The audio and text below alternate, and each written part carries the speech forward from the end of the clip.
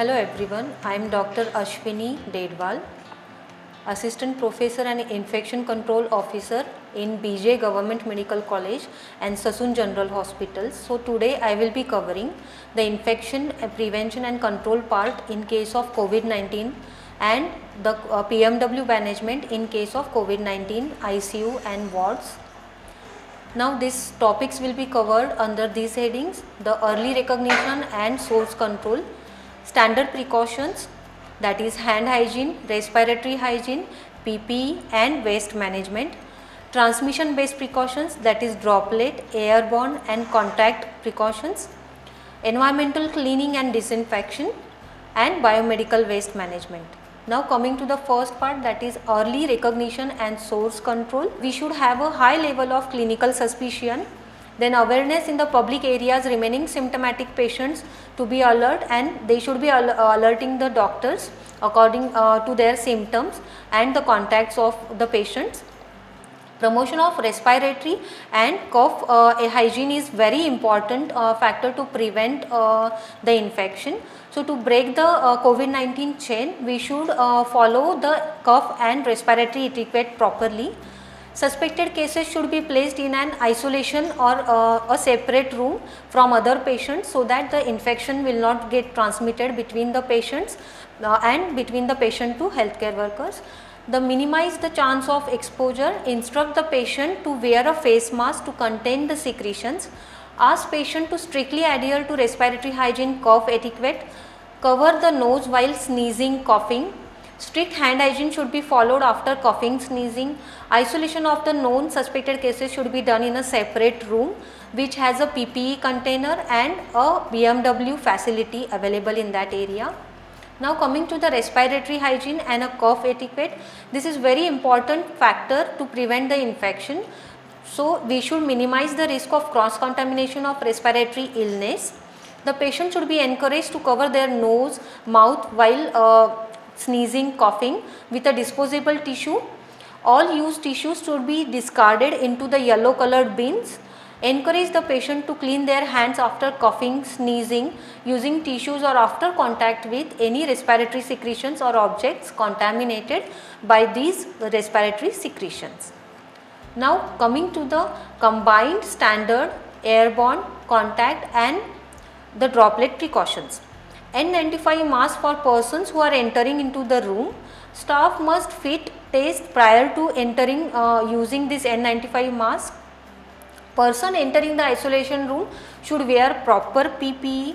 PPE donning and doffing should be done properly. Refrain from touching the mouth, eyes and nose with potentially contaminated gloves. Strictly follow the hand hygiene. Hand hygiene is the key factor to prevent the infection, spread of infection. So coming to the entry records, only essential staff should enter into the isolation room. The restricted healthcare workers should be present in the same room. A record should be kept of the staff, persons visiting the isolation room in case if it is needed in case of any transmission of infection or in occupational health issues. Now coming to the PPE donning. So before donning, healthcare workers should put on the scrubs, ensure the hair is tied back securely and off the neck and collar, remove jewelry, pens, ensure they are hydrated well before entering into the room and perform hand hygiene.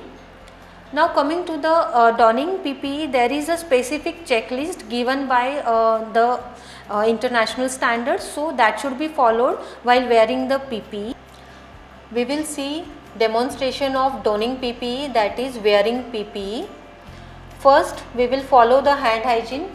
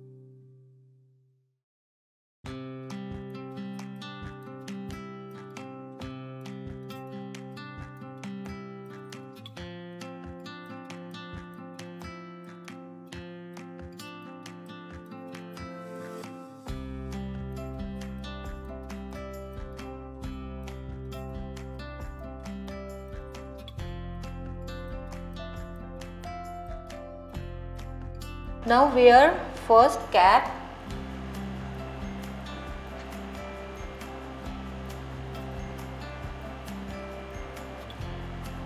After that wear inner pair of gloves.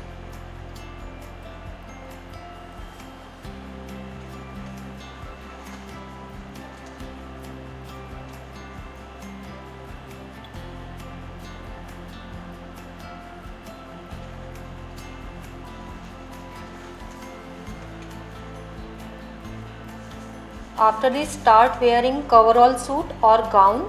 Sit or stand as per your comfort.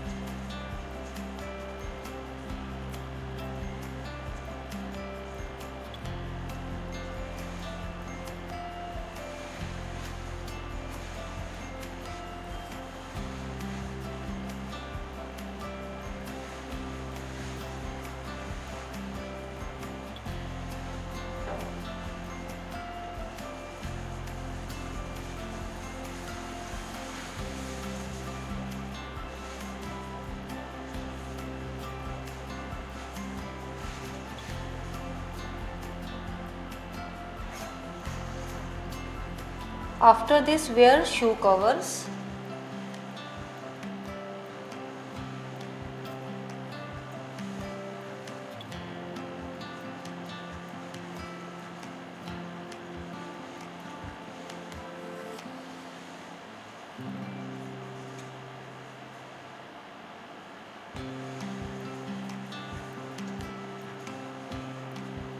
After this step, please follow hand hygiene, as during this process you may have touched some contaminated areas. So you would like to follow some hand hygiene at this step.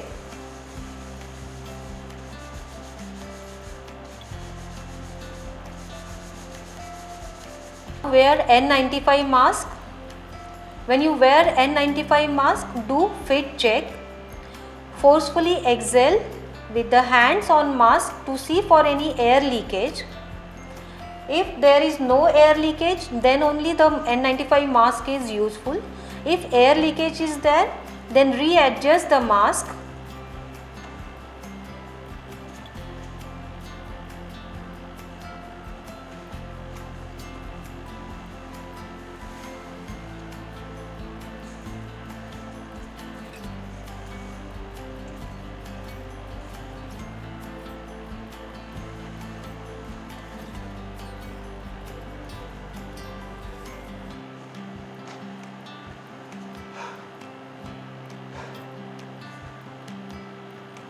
Air is not leaking, so all good. After fit check is done, wear goggles or glasses. After this, pull on the hood and zip up. Cover zip with flap if available.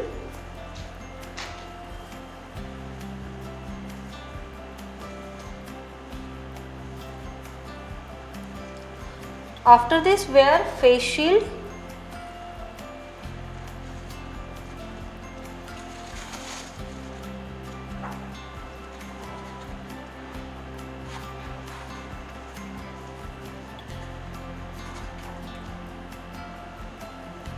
After this, wear outer pair of gloves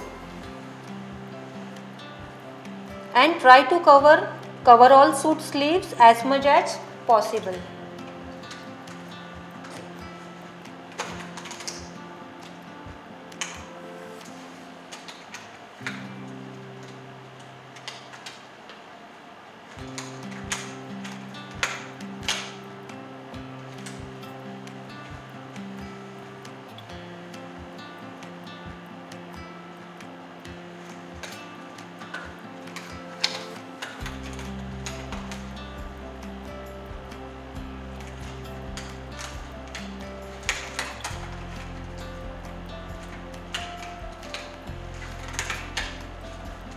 Now you are good to go to COVID isolation areas, ICU.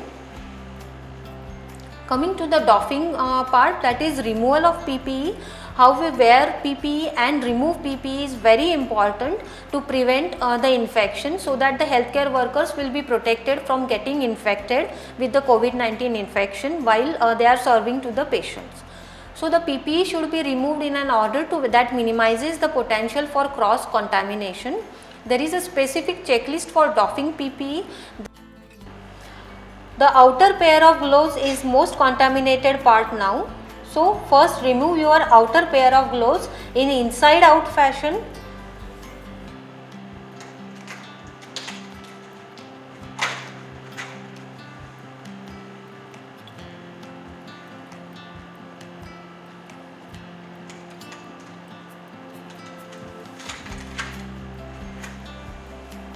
After this, remove face shield.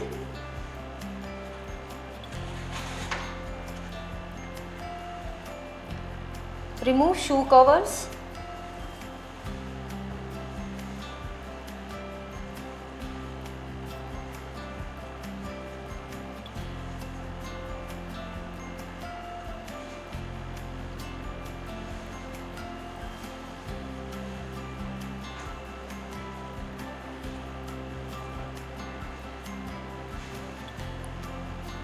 Now unzip coverall suit, gown, pull down the hood.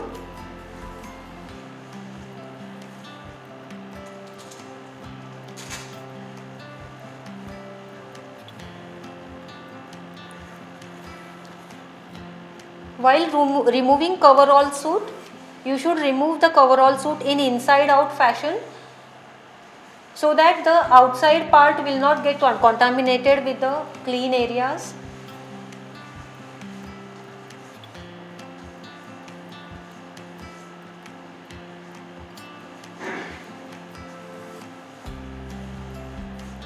While removing, start rolling from upward to the down.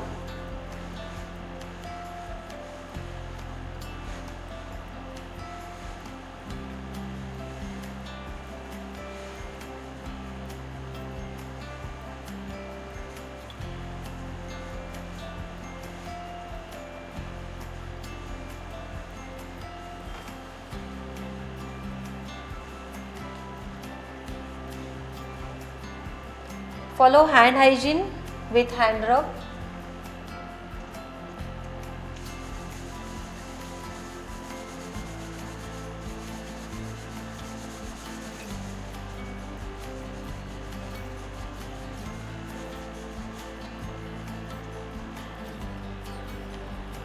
Remove goggles or glasses.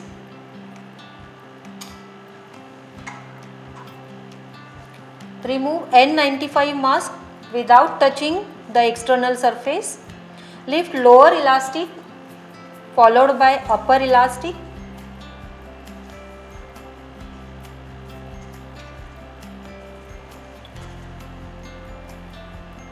While removing, handle the mask with strings.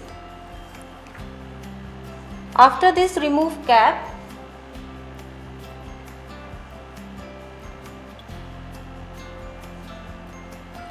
Remove inner pair of gloves in inside out fashion.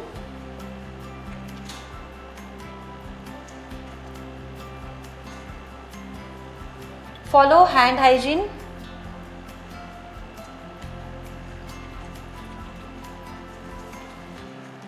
Coming to the hand hygiene part, this is very essential before and after all patient contact, removal of protective clothing and decontamination of environment. Use soap and water when the hands are visibly dirty. If the hands are not visibly dirty, then you can use alcohol based hand rub. Rings, wrist watches and wrist jewelry must not be worn by the staff while entering into the patient treatment areas. There are 6 steps of hand hygiene which has been given by WHO. So the first step is rub hands palm to palm. Second step is right palm over the left backhand with interlaced finger and vice versa. Palm to palm with fingers interlacing. Back of fingers to opposing palms with fingers interlocked.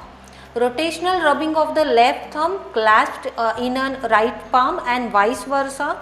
Rotational rubbing backward and forward with the clasped fingers of right and left hand and vice versa. So all these six steps are very important. So in our hands there are various areas, those are missed if we don't follow these 6 steps of WHO. If we follow these 6 steps of WHO, we can prevent the infection happening. After hand hygiene, this hand hygiene should be followed in 5 moments. WHO has given my 5 moments of hand hygiene. So it should be followed before touching the patient, before any clean or aseptic procedure, thirdly after any body fluid exposure, then after touching the patient and after touching the patient's environment. So all these 5 steps, these hand hygiene steps should be followed in all these 5 moments. If we follow all these 5 moments along with the hand hygiene, the prevention of infection can be promoted. Now coming to the aerosol generating procedures, all these procedures like bronchoscopy, nasopharyngeal specimen collection, induced sputum, positive pressure ventilation via a face mask, intubation, extubation, airway suctioning carry increased risk of transmission because this generates aerosols. So that's why this procedure should be performed in a separate room, and the persons like healthcare workers, minimal healthcare workers should be present in that room, and minimal entry exit should be done in that room while the procedure is going on. After procedure, the room should be cleaned thoroughly with soap and water or 1% hypochlorite, whichever is available or feasible to the institute. That procedure of disinfection can be proceeded after 20 minutes of the procedure. Now coming to the equipments which are used into the COVID wards or ICU, reusable equipment should be avoided if possible. If not possible, then it should be decontaminated with soap and water followed by any disinfectant, that is 1% hypochlorite or high level disinfectant, before removal from the room. Use dedicated equipment to the isolation room. Dispose single use equipment as per the clinical waste disposal policy. Closed suction system should be used to prevent the infection spread. Disposal crockery and cutlery may be used in the patient's room as far as possible to minimize the number of items which need to be decontaminated. Now coming to the environmental decontamination, this part is also very important. So cleaning and decontamination should only be performed by the staff wearing appropriate PPE. After cleaning with the neutral reagent and chlorine based disinfectant should be used, that is 1% hypochlorite. The main patient isolation room should be cleaned at least thrice a day. There should be more frequent cleaning of the commonly used hand touch surfaces, that is called as high touch areas. So these should be cleaned like 4 times or more frequently, so that the infection will not get transmitted. Now coming to the linen management. Linen can be labeled with the COVID isolation room, and then it should be removed through the isolation room after decontamination with 1% hypochlorite. Now coming to the biomedical waste management, the persons handling COVID-19 waste should wear full PPE.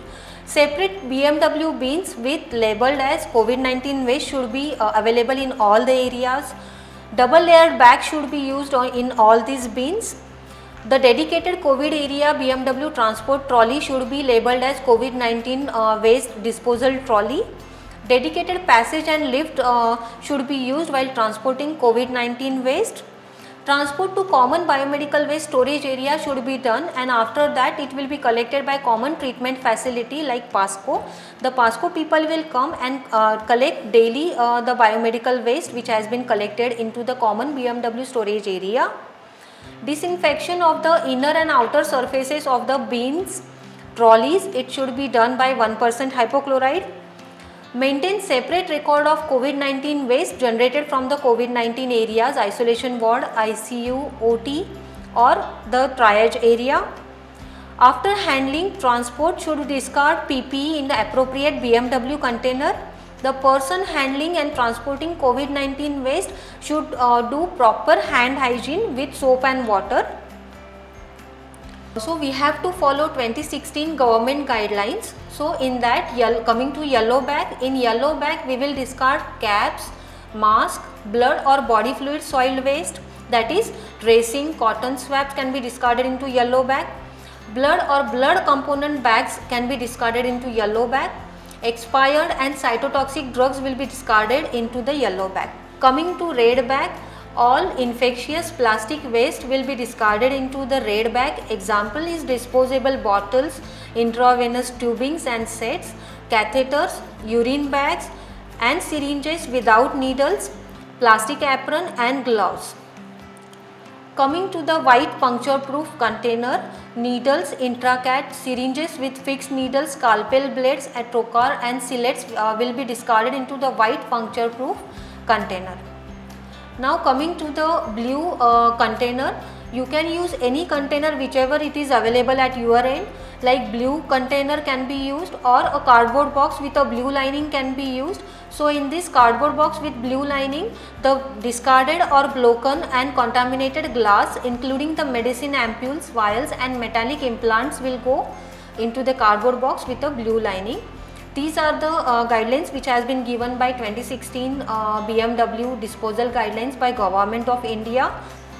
So this is a new normal, so we have to follow all infection prevention guidelines. All these are basic steps. If we follow these basic steps, we can prevent the spread of COVID-19 infection. Thank you.